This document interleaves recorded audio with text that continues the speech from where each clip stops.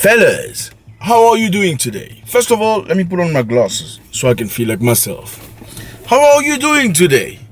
You know, I'm a fervent advisor of respect. I love respect so much. You're going to excuse the quality of the sound. I know today we don't have our microphone, but I trust you. I know this is family. We know how we roll here. We know it's all about quality. Okay? Thank you very much for stopping by. Today we're going to talk about something very interesting. Very, very interesting.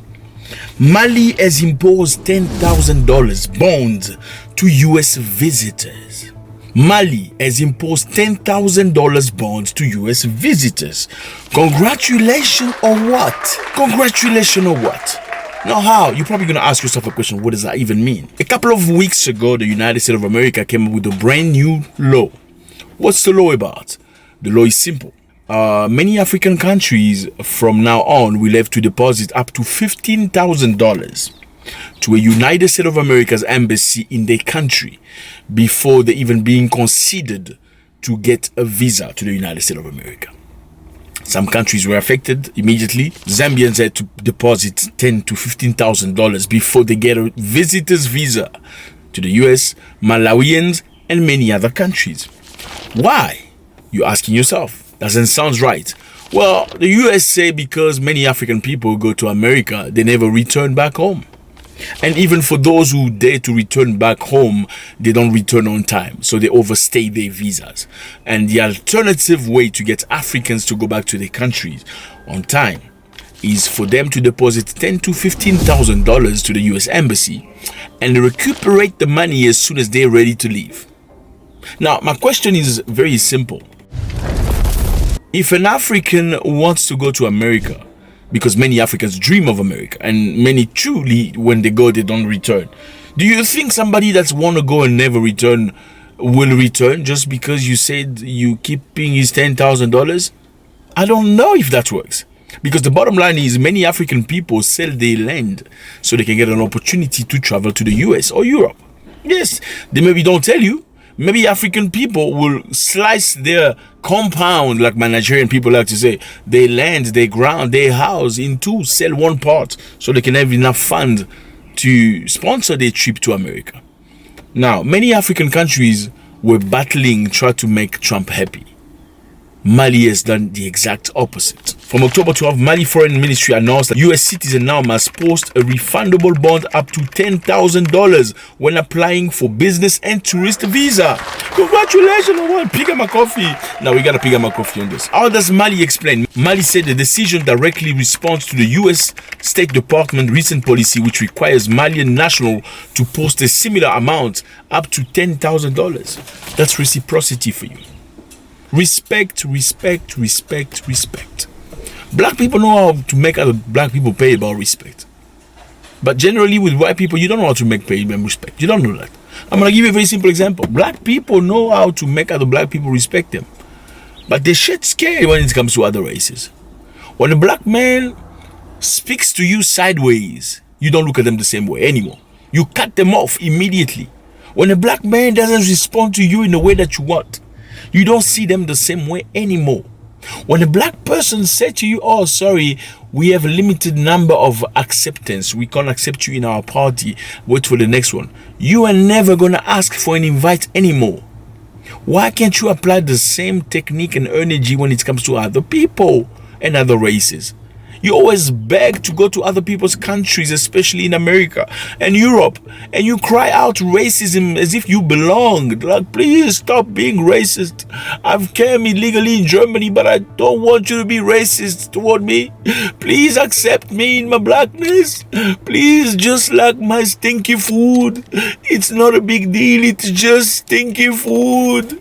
But we grew up with the stinky food, and you're supposed to accept it because if you don't, you're racist. Why can't you stand strong? Let me remind you, a couple of days ago, Ghana also was going through some turmoil with the United States of America.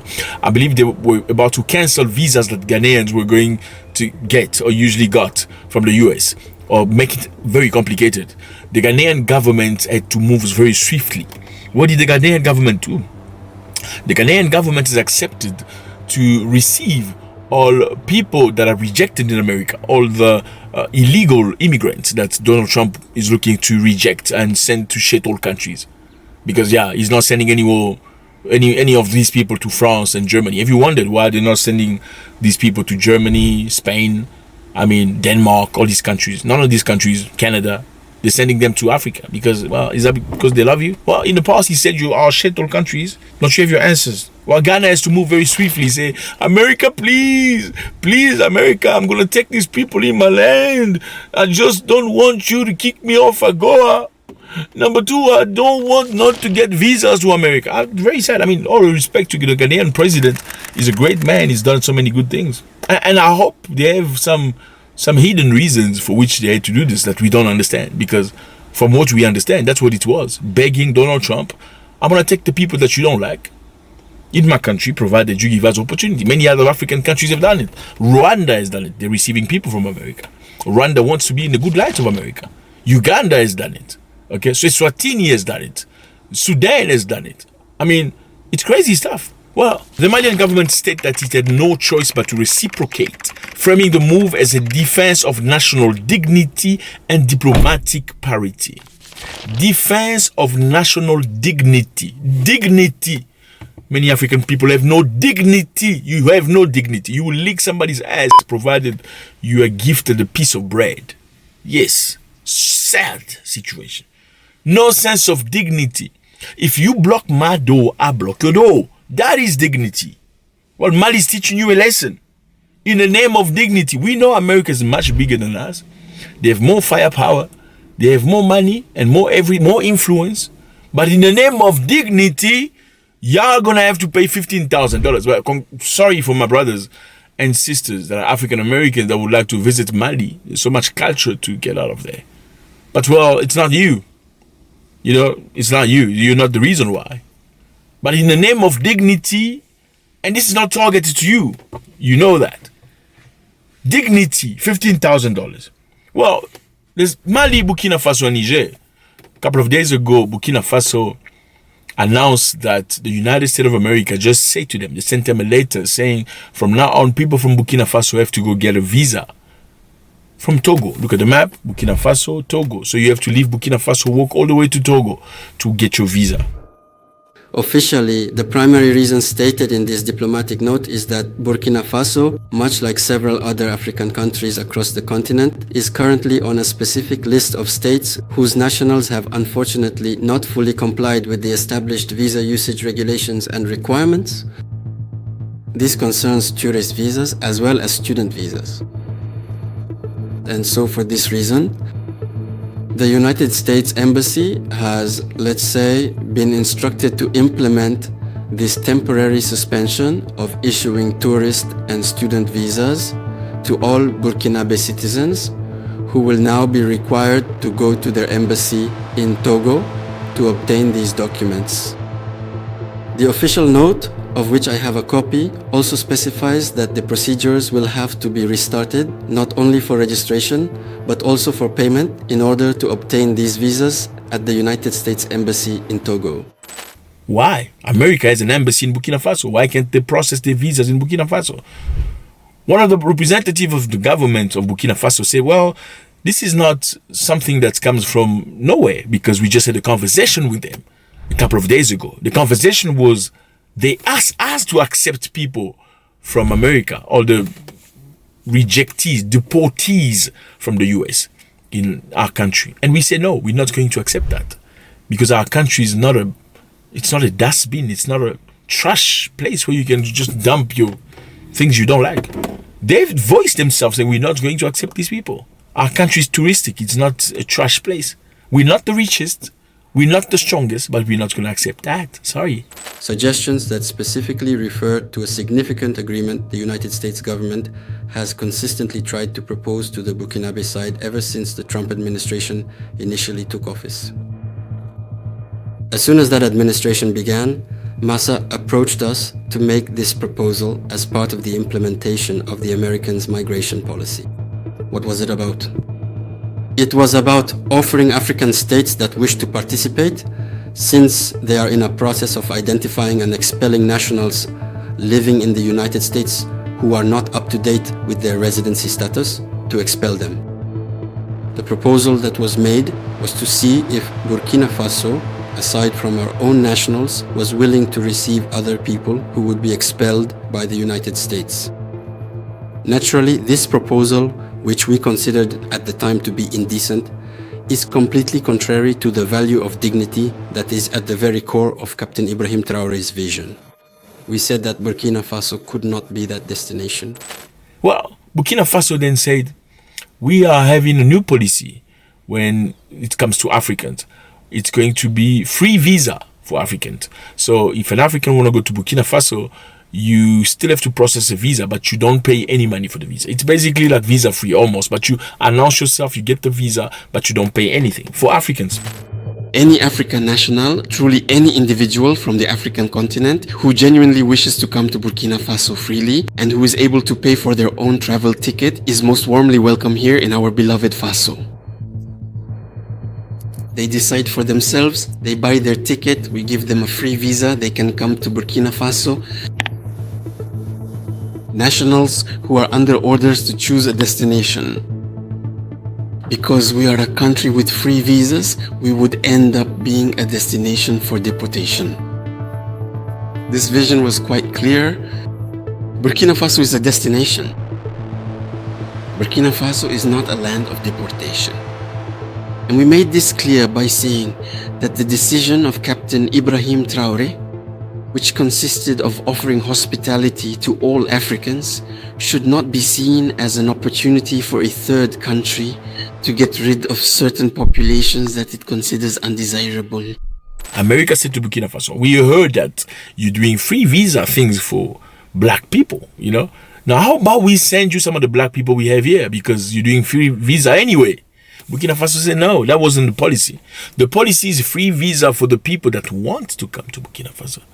Not for people that's been forced to come by third party. Again, we're not a dustbin or a trash or dumpster. We ain't gonna step that. You ain't never gonna do that to us. That's Burkina Faso for you. A couple of days later, they say, okay, from now on, y'all need to go to Togo to apply for visa. So they feel like it's punishment. Do you think it's punishment or what?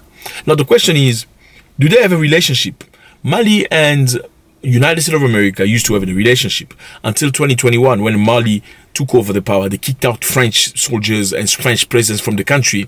They took over the country. And the United States of America cancelled and altered programs that directly benefited Malian security and defense forces. Okay, they used to provide things for security and defense forces in Mali. And unfortunately, then the training missions from the United States to Mali was cancelled. Equipment transferred were cancelled. Joint operation support were cancelled. And some aids that NGOs received in Mali from the US were cancelled. Now, very lately, the US sent somebody to go and revive the relationship. Just a couple of months ago, somebody went from the US to Mali to have a discussion because they saw Mali was being influenced by China and Russia, talking about all the Sahel, trying to regain position. America sent somebody to have a discussion, which was productive. Okay? The USA has an agreement since 2005. The United States of America has an agreement with Mali to facilitate visa acquisitions. This is not out of the blue. They have an agreement. 2005 agreement between Mali. They have an agreement, bilateral agreement that guarantee long-term visa access between the two nations. This is not out of the blue. This is something they signed in the past, 2025. Now all of a sudden, well, Mali say you are not respecting the agreement. Therefore, we are imposing sanction or whatever, $10,000 for you to pay. I want you to let me know how you feel about this. Do you think war is going to start in Mali? Do you think we're going to see a different types of terrorism and weird stuff happening in Mali? What do you think is going to be the next move? Because we know Mr. Trump doesn't like people pushing back. Huh? Is this a dangerous move by Mali or a brave move by Mali that could be possibly copied by other people, other countries, if not African countries? And my question is this: what if everybody or all African countries started pushing back, like Mali and Burkina Faso has done? What if instead of folding, they started pushing back, responding, saying, okay, we're not going to tolerate this? Will this then show us the true justice that everybody deserves. Let me know how you feel about this, fellas. Always a great pleasure. Drop a comment. We need you to drop a comment. Hey, fellas, this channel is not doing good. Like I said earlier, we want you to communicate. We want you to interact. This is not about me. If you like this, I think it's in the best of interest of everybody to make comments so the channel can make sense. Please, let me know how you feel about this. God bless.